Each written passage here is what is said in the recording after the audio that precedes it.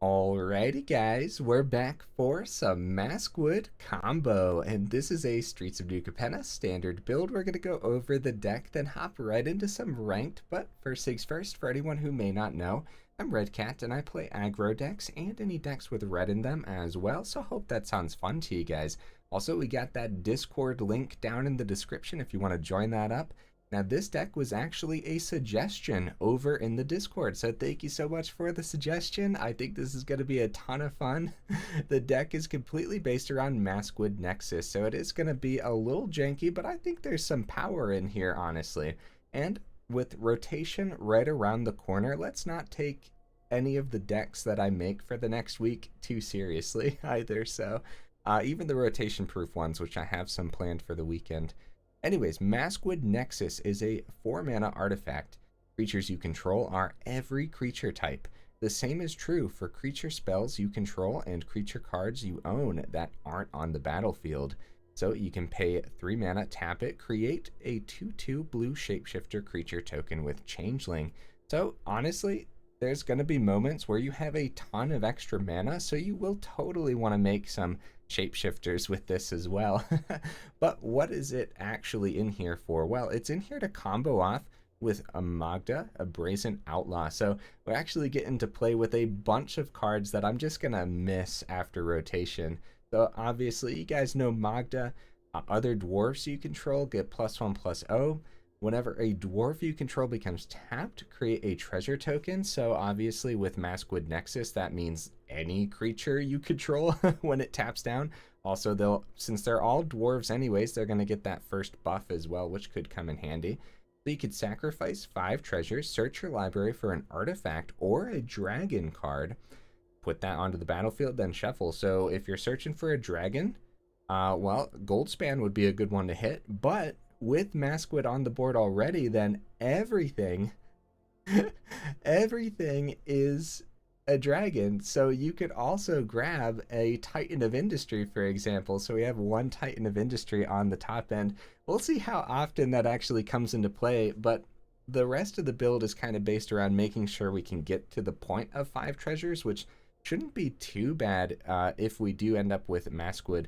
Now, other than that, if we're searching for the Maskwood, then we do want to use these sacrifice 5 treasures to find the Maskwood from the deck, since it is an artifact. Also, another artifact we can actually search for is the Celestus. This is going to help us actually just tap down for any mana color. Is actually going to be pretty important here because there's 4 colors in the deck. I almost thought for a second I was going to make it 5 colors, but decided not to. What else do we got in the build here? Of course, a Jaspera Sentinel, being able to tap an untapped creature. We know it pairs beautifully with Magda, but then also just, yeah, add 1 mana of any color. Like I said, that's going to be important. Now, instead of like other types of removal, because we could have slipped this further down the Jund route and just took the blue out completely, but instead of other forms of removal, I opted for counter spells, especially Jwari, because I wanted more mana in here without actually having more mana, you know what I mean? So being able to play this out on ruins could be very important. And of course we have 1 Negate in here as well, and we know how well this pairs with things like Goldspan Dragon. We have 4 Prosperous Innkeepers too. The deck definitely knows how to get creatures on the board, so that life gain can go a long way, especially against Boros aggro, but also the treasure token is important. Speaking of treasure tokens, Jewel Thief also generates treasure tokens, but the Vigilance and Trample on here is going to go a long way, especially if we're buffing this with things like Magda. There's also 1 more piece to the combo that I haven't gone over yet. I'm saving it for last. We have 4 Fable of the Mirror Breakers, treasure on the first goblin, being able to search for our combo on the second ability, and reflection copying things like Goldspan and Titan of Industry is just disgusting, isn't it? I have 1 Binding of the Old Gods, which can of course search for the Proving Ground on the second ability here, because it is a forest card, not a basic forest, right? So Binding is also just another piece of removal, which we don't have much of in here. So of course I already went over Maskwood. We have to burn down the house, I think being able to generate those devils could be sweet, but if we have things like Maskwood and Magda on the board as well, slamming those devils down, swinging in, getting 3 treasures off the Magda, and these are all 2/1 devils with Magda on the board too, that sounds pretty sweet. But then also, don't forget, you're going to be wiping the board with this very, very often. 3 Goldspan Dragons. I couldn't find room for the 4th one, which I don't know if we need necessarily, especially since we can, overall, we can search for this if we really want to, off of the Brazen Outlaw. We have 4 Skeletal Swarmings, the last piece to the combo, a 5-mana enchantment. Each skeleton you control has Trample, attacks each combat if able, and gets +X/+O, where X is the number of other skeletons you control. Okay, so yeah, we can really pop off with this on the board with a Maskwood Nexus. At the beginning of your end step, create a tapped 1/1 black skeleton creature token. If a creature died this turn, create 2 of those tokens instead. So this is another way to get more creatures on the board too for things like Innkeeper. And I believe these do stack as well, so you can have multiple Skeletal Swarmings, buffing the +X/+O on all of your skeletons, which could get out of hand very, very fast. I'm excited to see just... I don't think we actually played this a single time for a video, or Maskwood Nexus for that matter. Have I? I don't think so. We've been doing this for almost a year, so I kind of forget, honestly, but over in the mana base, hopefully I landed on something. I think it'll be fine overall. We have tons of ways to fix our mana with treasures and other things, so yeah, I hope I landed on something with the mana. Got some honorable mentions. Now, I went for just a splash of blue and a splash of black in the deck, so I didn't have Shamble Buddy or Deadly Dispute in here either. I opted for the Jwaris over the Make Disappear because a Jwari can be played as land, which could be very important. Opted for the Innkeeper over the Gallagreators. I think Innkeeper's just going to be a little bit better in this particular build, but Gallagreators could be sweet. A Kalane, it's the same concept as the Shamble Buddy. I only splashed the black and the blue in here, so I couldn't find room for Kalane, but that could be pretty cool too.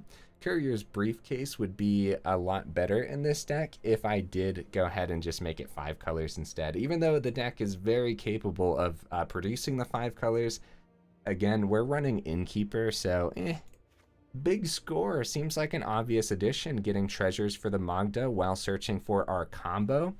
But if we look at the deck, man, it's filled. Like, where are we going to find room for this? We could drop the Binding. We could maybe go down to 3 Maskwood since we could potentially search it out. But I don't know. Yeah, Big Score is something to think about. And then Bootlegger Stash could be really cool too. It's an artifact that Magda can search for, and all lands you have, you can tap and create a treasure token. So could be really, really cool, but not this time around. Okay, guys, hopefully I went over the deck well enough. A janky little combo build that I think is actually gonna put in some work, but we'll see, won't we? Let's go ahead, take it into some ranked and see how we do.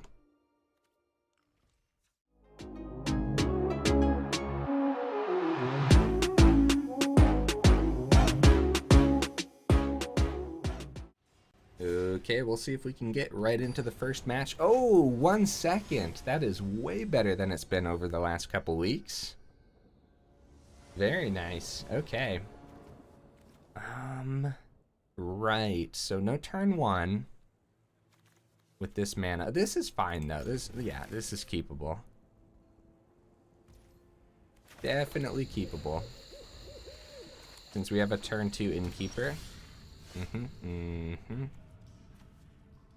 So I'd rather save this for now in case we do have to play it on blue. So let's get this down on green and get the Innkeeper down. It might die right away, but at least we get the ramp with the treasure. And I don't think we use that treasure to play Sentinel. So it doesn't die. So no Spikefield Hazard or anything. That's good. Very good news. Uh-oh, Boros right away. Well, that's been a trend recently. Oh, a Royal Eruption on the Innkeeper. I guess that life gain is pretty scary overall, huh? So I kind of want to play this out on blue, on red, so we make sure we have the double red for the Goldspan and the burn down the house. Ooh, this hand is very expensive, guys. I'm just gonna go Sentinel. Yeah, because we could top deck a land and then go Goldspan and then be pretty good. Nice. Nice. Honestly, an early Skeletal Swarming could be good too, but I really don't think... I think Goldspan is the key here. We're going to save Sentinel back as an emergency blocker because we know how aggressive Boros can be for sure. Raiju, nice. We will chump the Raiju and take the 4. And it looks like we're going to be swinging, and looks like we're going to be swinging here. Dropping the burn down the house. Okay, the mana's not bad because now we can actually go Maskwood. Maskwood, swing, Skeletal Swarming, but these can't block, so we might just die. Oh wait, can they block? Wait. Oh, they can block. Wait. Oh, it comes out tapped, that's why. I'm like, what is my brain doing here? So let's swing. Let's do this. Excuse me. And I guess we should probably be safe about it and drop the burn down the house. So we do treasures while we can. Yeah, we should probably be safe. You know, it is what it is. 5 damage.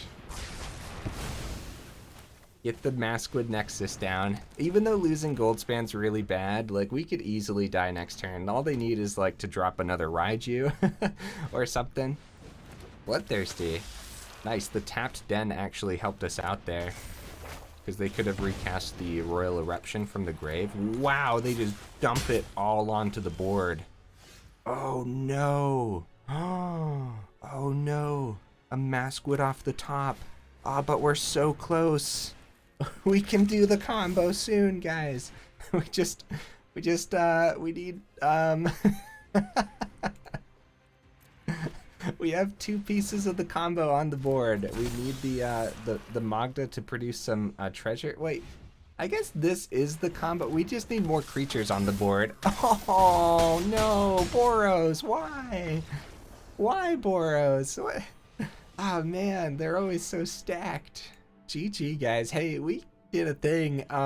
Tell me, since this is the first match especially, let me know in the comments, would there have been a better play there? I think it was definitely burn down the house on these 2 creatures either way. They were just stacked, man. Oh, buddy. Even if they weren't stacked, they could have powered up Den. The second Maskwood was pretty bad, wasn't it? Aww. Good game, though. Yeah, I wonder if there was a way for us to be a little bit more aggressive and maybe make them sweat enough to not swing in, but I don't think so. They were definitely making us sweat, if anything. A second burn down the house off the top would have been insane. And kept us in for an extra turn. Or been enough to actually swing in there too, since they all would have been skeletons because of the Maskwood. Oh yeah, that would have been sick. Yeah, maybe there was a way to be aggressive enough there. Maybe. So the starting hands have been interesting because... Okay, that's good. That's good. I was gonna say, the starting hands have been interesting because we're starting with like 2 mana. I don't want Magda to just eat a Jwari right away.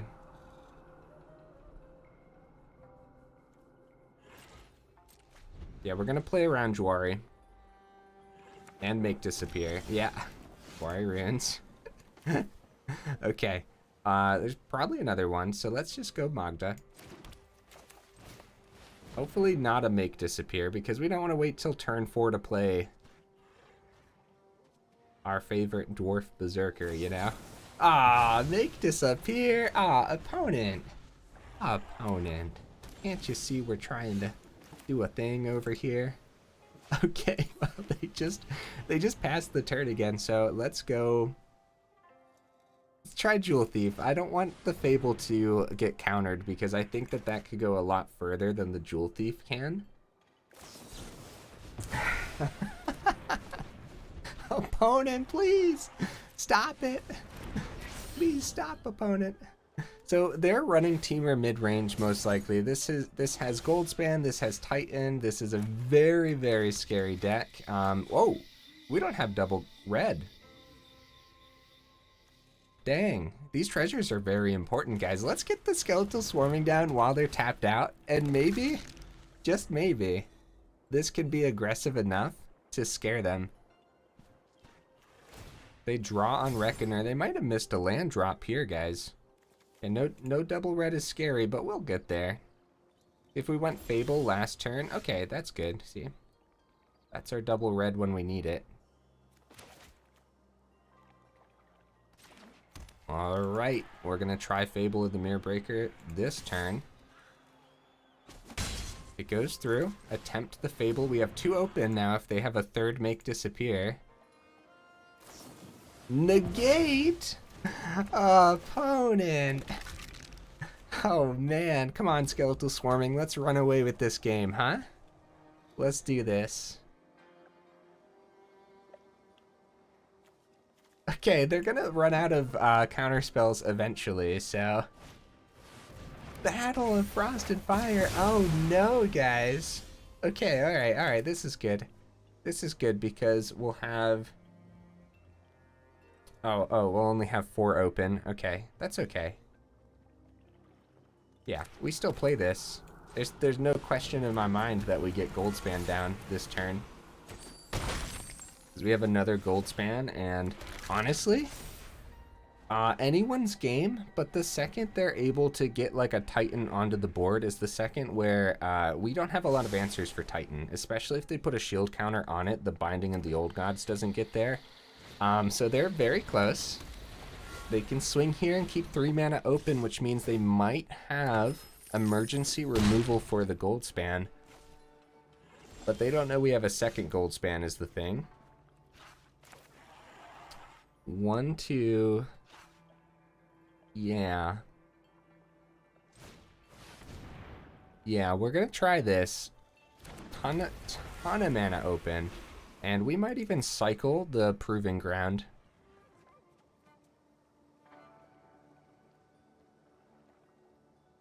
Come on, Goldspan, carry us to victory. Like I said, emergency removal. So what this does for us, we do get that. Are we right before declaring attackers? Okay, that's fine. I was gonna say we could go burn. But, right, let's cycle and see if we find the Maskwood Nexus this turn, because we have mana for it.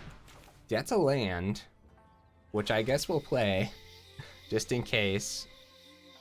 Maybe we shouldn't let them keep their Goldspan, because Titan could drop at any time, so we could burn the house down and get a couple. But they could just play another Goldspan too. They get to draw a bunch here. Crap. Alright, I'm gonna risk it. I'm gonna let them keep their Goldspan. How you guys feel about that? We might be able to slip that damage through even if they do drop a Titan, so they're gonna want to gain life. Maybe create a Rhino for another blocker, and then they won't have the shield counter at least. Swing with Goldspan. They have 8 mana available here. These have been fun games so far, guys. This is kind of like a mirror match, but they're playing like the competitive version of Teamer. And we're playing 4-color jank. Yeah, there's the Titan. Let's see what they end up doing with it. For some reason, these teamer builds are more predictable than like Boros and stuff. Like it's almost like how many Titans and Goldspans do they run? They probably run 4 Goldspans for sure.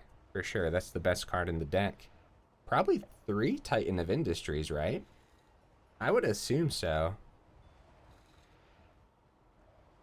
Yeah, see, Maskwood off the top would be insane because we give like all of our devils and everything skeletons. And then, oh, they're going to kill the Skeletal Swarming. Oh, yeah, that makes more sense. Yeah, Titan's very versatile, isn't it? So they can block in the air. They did gain that 5. Ah, that breaks my heart, man. Titan might win them this game. Oh, no. How do we do this? We can't successfully swing. If we get aggressive with our devils now, they just block in the air, take the 6. They're 100% okay. You know? But if we hold it back, I guess we hold it back, but we're almost dead, so they just need a little bit of removal on their turn. But I'll play it safe. Yeah. I mean, wait. First of all, if we full swung there, then we probably would have died because they have 11 damage on the board already. They just need to play a creature power up Bankbuster. So, expressive iteration. Okay, guys, we can get there. We can get there. Yeah, the 5 life opponent is playing this out very well as far as I can tell. Second Goldspan drops. Full swing for sure. Okay, 11 damage. Let's take it. Let's do this. If they got it, they got it. That's what I say. Really, all we could do is prevent another 3 damage off the Titan since it has trample. Dwari, you're late. You're late, buddy. Alright, I think they actually had an extra mana when they cast the Titan, though, didn't they? Yeah. Yeah, I think they had 1 extra there. Alright. We'll drop the devils, swing it. Actually, if they let us drop the devils here. They might not let us. GG, guys. I honestly believe that this was anyone's game. Because it really was as simple as, do they have the Titan of Industry in time? Now, there was that one play earlier that may have been a problem. Good game, opponent. I waited to drop the good game because recently, for some reason, opponents have been letting us live extra turns and such, which I don't understand it. Anyways, earlier, we could have dropped the burn down the house to get rid of their initial Goldspan, but we don't know if that actually would have prevented them from playing out Titan anyways. They could have just played a mana and played Titan regardless.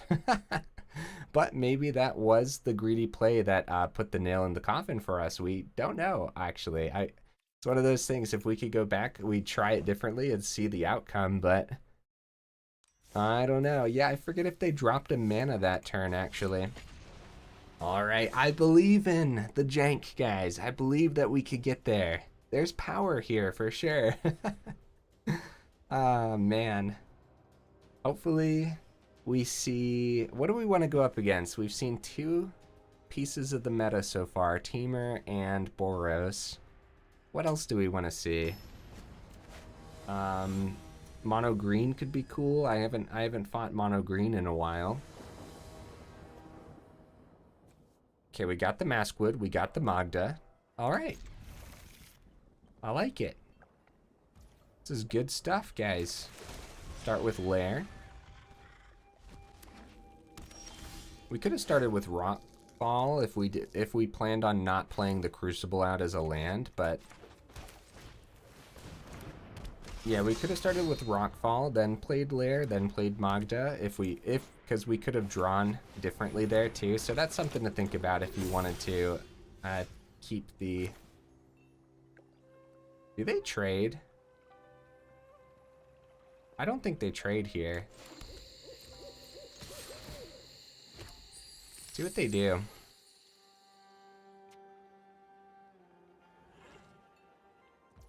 They thought about it. That's pretty scary. We could keep Jwari open off the treasure for whatever 3-drop they plan. But Maskwood Nexus, it's a lot cooler. Keeping Jwari open. Now, is keeping Jwari open more efficient and probably the better play? Oh, they pass. They pass, guys. What? What is happening? Okay.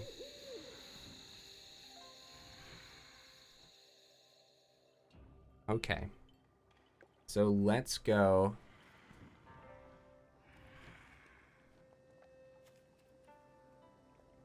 There's no good swing here. I'm gonna go Fable.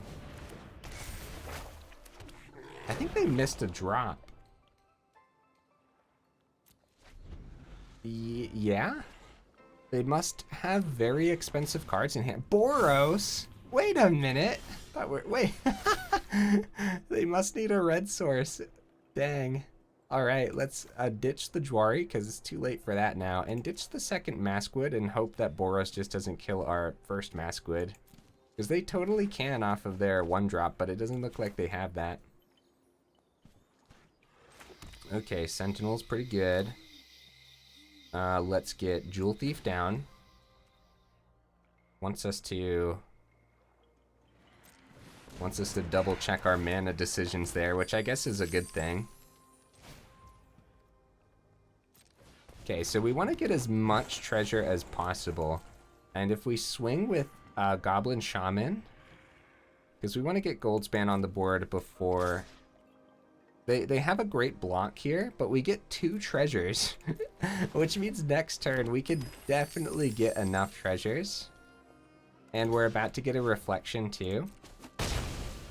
So maybe it was greedy, but honestly, I don't think so. I think getting some treasures before they burn the Magda is going to be pretty important. So they still can't cast Raiju, but they have their red source open. Cavalier hits the board. And this would be a great... Okay, they're going to buff the Luminarch. A binding off the top would be sick. We might talk about that in the final thoughts, where 2 bindings would be better than 1. So all we got to do is tap some goodies here. Tap some goodies, get some treasure, get Goldspan. Celestus is fine. Get that down. And we actually have the 3 mana available to use the Maskwood ability too, which is pretty cool. At this point, we can go ahead and go red, and we'll tap the reflection. Treasure.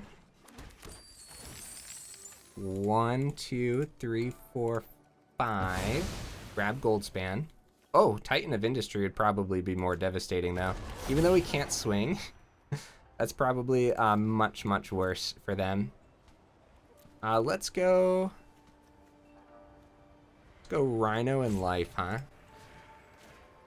How you guys feel about that? 'Cause that's probably annoying enough. This has Vigilance, so it doesn't tap for more, so we're actually just going to hold out for the turn.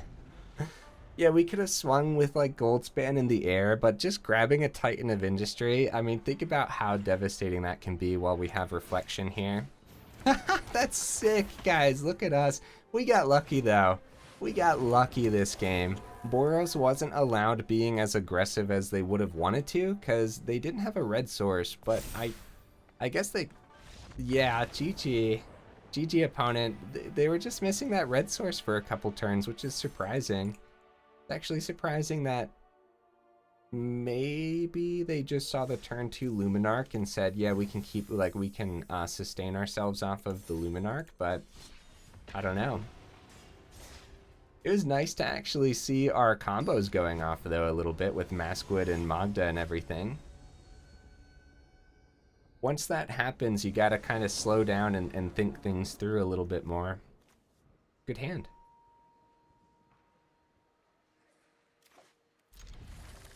A very good hand. Start with the Sentinel.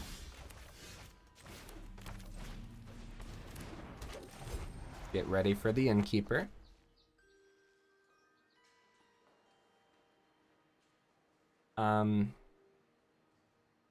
Honestly, if we draw like another Innkeeper, we might play them both next turn because the life gain off Innkeeper could go a long way. Ugh. Ew. Esper. Ew. Luminarch. Ew. Oh man. Okay. Well. Okay. Goldspan next turn. How you guys feel about that? Unfortunately, the opponent went first, so this could just be simple removal. They could keep all three of those open, but it's probably going to be a Rafine or whatever, right? And then swing with Luminarch, and it's a big old chunky Luminarch at that point. Nope, they're going to keep it open. They know that we can ramp well, and so keeping a counterspell open is probably the best bet. Well, we'll see, won't we?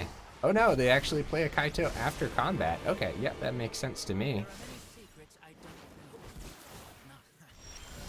Nice. Right, so Goldspan. Let's do it, buddy. Let's do it. Me and you, Goldie.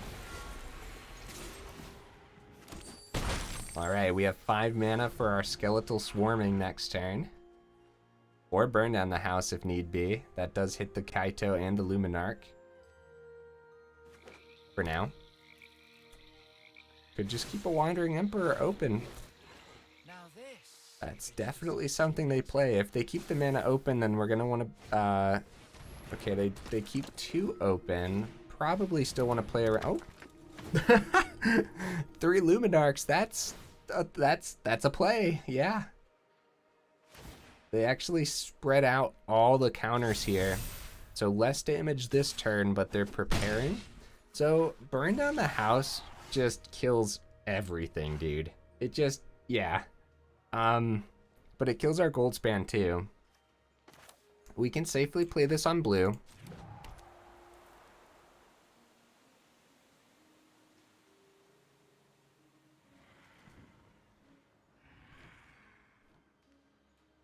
One, two. 1, 2, 3, 4. So we'll have 4 mana available to burn the house down. So we're gonna want to drop the burn over everything else. So I guess that's how we do it. We swing at face, and we spend the treasure for the burn.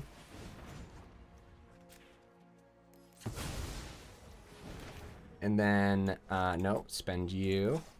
That's funny. You gotta be careful with this deck. 5 damage to everything. Like, sure, it wipes our stuff too, but is it that bad?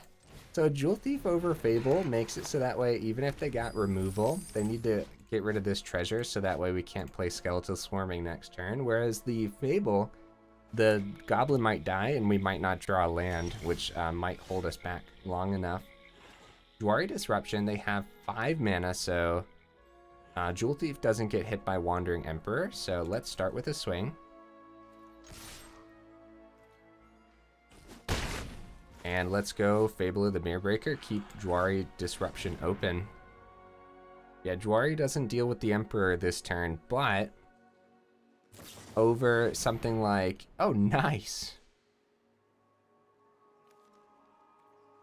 Yep, they still got the 1 open, but over like a Skeletal Swarming just getting gobbled up by like their own Dwari Disruption or something, then yeah, I was opting for the Fable on that in that case, but not this turn, huh?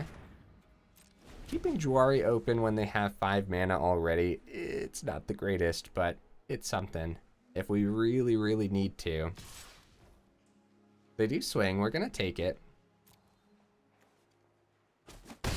It's lifelink, but I don't want to lose the Jewel Thief right now. Okay,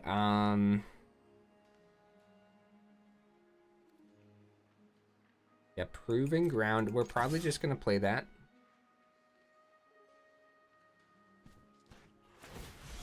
Okay, Seed of the Empire. Yep, that deals 4 damage to that. So at this point, we don't want them to gain too much life. It might be worth it to get the goblin down just so that way we can block this lifelink. How do you guys feel about that? We're still playing around their own Jwari by not playing Skeletal Swarming. If they even have one, we might be playing around a ghost at this point. It could be simple though. They could totally be running a Negate. Okay, so their lifelink is gone. They gained 6 from it. This is anyone's game, guys. This is anyone's game. I think I'm finally going to get rid of that Jwari, though. And honestly, the land, too. Let's see what we find. It's another Skeletal Swarming. Alright, let's see if we can get it onto the board. A Make Disappear does hit it, unfortunately, because we only have 1 mana open. Disdainful Stroke! Oh no! So they did have something. Gotta get that Proving Ground down. That way, if it is a Make Disappear, we can start to play around that. Sorin, grab a Vampire. Oh, great draw, great draw. That's what we're looking for. That's what we're looking for, guys. Oh, bloody. Let's swing at Sorin. They probably block here.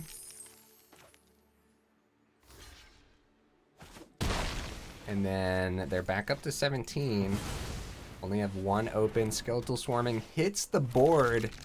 This is anyone's game, guys. We know that sometimes these Esper decks run Doomscar and other forms of removal like that. So it could be like Meat Hook, but Skeletal Swarming is... Okay, Meat Hook for 4. Oh no, guys. Alright, they are back up to 21. It's tough over here, guys. I'll tell you what, the opponents usually have it. Like I said, we got lucky in the last game where Boros just didn't have it for a couple turns there. They had it after a while, but after that point, like, we were way too established on the board. Nice. Okay, so the reach might come in handy. Just in case we get too low, and all they really got to do. Yeah, so they're back down to 20. We do get another skeleton, which maybe can run away with the game, but at this point, losing all those creatures to Meat Hook was really, really bad. I think this is leaning towards the opponent. But a Maskwood off the top could be really good here too. Oh, wedding announcement. Oh no, stop it, opponent, no, please.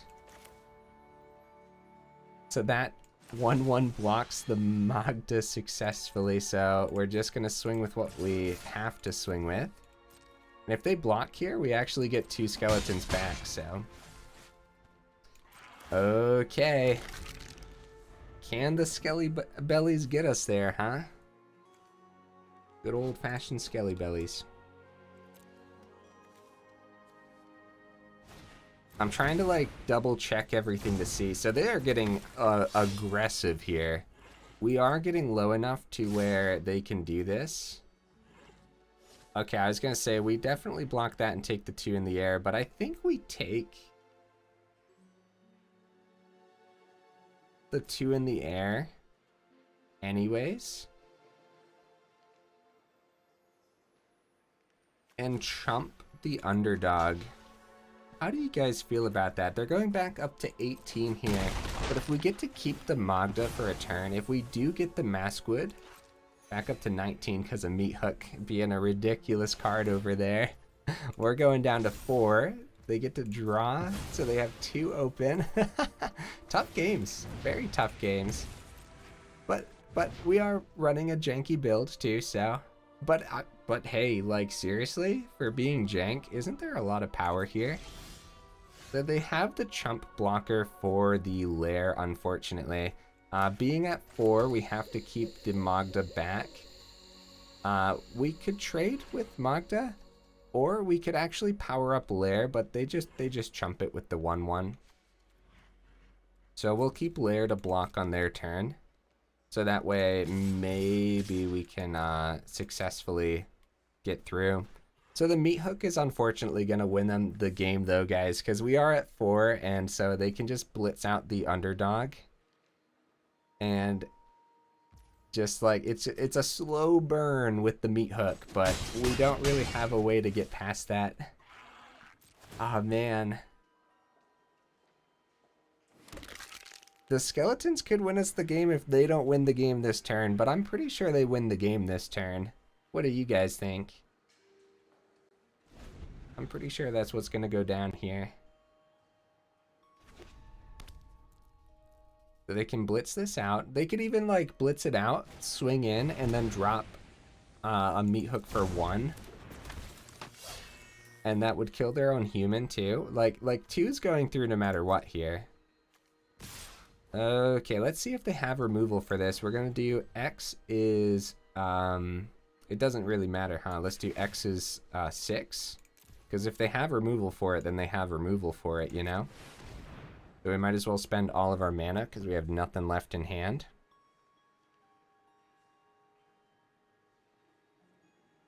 So we can... Oh, they do have removal for it. Vanishing Verse. Aw, man. I'll get my green out of it though. Then that's 3 going through. So we're forced to block underdog. 3 goes through and meat hook wins them the game. Yeah, GG guys. Ah man, very tough. That was anyone's game though, for sure. Let's see if we can fit one more in, but if it ends up being a long one, then we'll just give it to the opponent, because why not? It's been a rough time over here in ranked for sure, as these decks that the opponents are running are crazy powerful. Oh man. How about it? The one game we were able to win, we definitely, like, we had to have gotten lucky. The fact that they didn't have the red source. Other than that, pretty fun games and really fun deck too. I would just, of course, usually you want to take your jank into just normal play mode to have fun, not worry too much about winning. But we're so close to the reset and rotation that I was just like, you know what? Why not? So we're gonna start with the green source on the Timber Crown. These have been pretty good hands though, huh? Kumano? Oh no. Okay, so let's go forest. That's fine. Well, we'll get the mountain down. That's fine too. Great hand, guys. Wow. I love it. And I'm really happy we went first here too, because the Innkeeper's life gain can go a long way against Boros. Luminarch, howdy.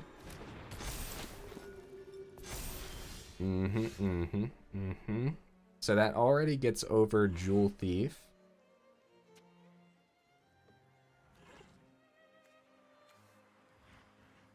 I'm gonna go forest here.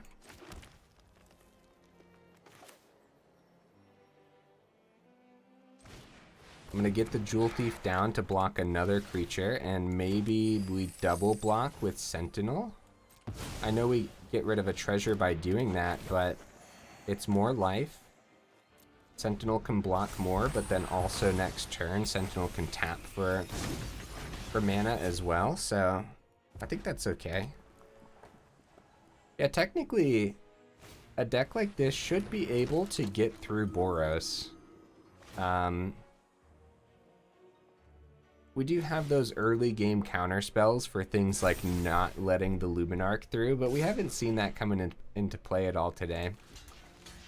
So we'll take 4. A trade on the etching is pretty terrific. That's pretty terrific for us.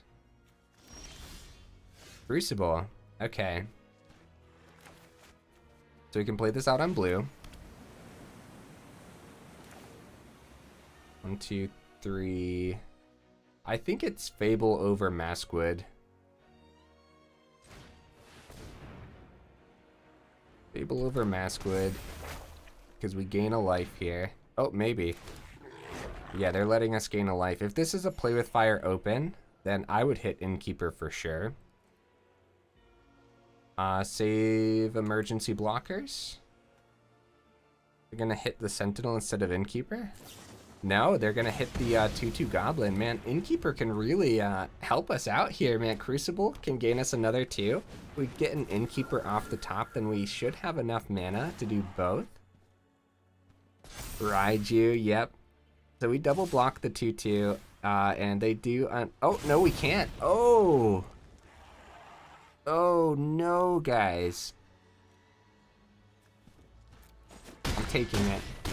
I'm taking it, guys. We're doing this.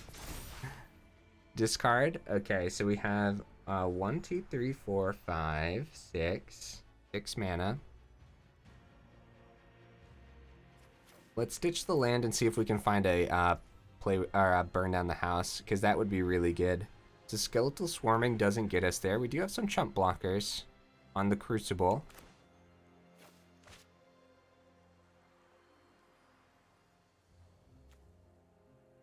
There's no point in saving it as a surprise. I'm actually just going to play it on our turn here. Go back up to 7. We're going to take the 2 from the Raiju swing, and it could be another Raiju in hand. Either way, we got chump blockers down. They don't have trample, so... they have trample now, unfortunately. Oh, Boros. Raiju buffed the trample, and that has got to be a good game, huh? Because we're forced to block everything. And then the 4 gets through. Yeah, good game, opponent. Oh, man. Well, I believe that is a 20% overall win rate. 2 losses, 1 win, 2 losses. Either way, I had a ton of fun with this janky little build, but more importantly, it's really good to play with these old cards before they end up rotating out. I can't help but to laugh a little bit as those decks are crazy, dude. Like, can we talk about that for a second? Once rotation hits, I really hope there's less power in Standard, so we can actually try out more janky builds and maybe win a little bit more too. In a lot of those matches, I do think we got a little unlucky, except for that victory. We did get lucky there, but I do think that there was a little bit of luck involved in a couple of those where the opponents just really had it, and you've probably getting sick of me saying that, but oh buddy, am I wrong? Is it like, is it happening to you guys too, where like everything's lining up very, very nicely and they have answers for everything, and when they don't have answers for everything, all of a sudden they put a board state up where you definitely have to have answers for everything? That's where like the Jwari and the Negate I thought were going to come into play. We didn't get to see them in those 5 matches, of course. More testing is required, but since so many of these rotate out, of course, I wouldn't recommend it unless you already have the cards. Because, well, yeah, obviously, right? Rotation is like a week away at this point. Some things I would consider is dropping a Maskwood Nexus, since you can eventually find it with the Magda's Sacrifice 5 Treasures, because that one game where we drew that other Maskwood, that was the decisive loss, right then and there after we drew the second Maskwood. So dropping this down to 3 could help a lot, and going up a binding could go a long way. A little more removal definitely doesn't hurt in this current format, as well as maybe going up another burn down the house and dropping a Skeletal Swarming too. Now you see, we're taking out some of our combo pieces, but by letting us survive longer, we're more likely to see those combo pieces and get them onto the board. So yeah, dropping down to maybe even 2 Skeletal Swarmings, while it is a sweet piece of the combo, dropping down to 2 of those and going up the other 2 burn down the house could go a long way, because how many of those games were we just like, oh man, burn down the house would be amazing right now, like we would be in this.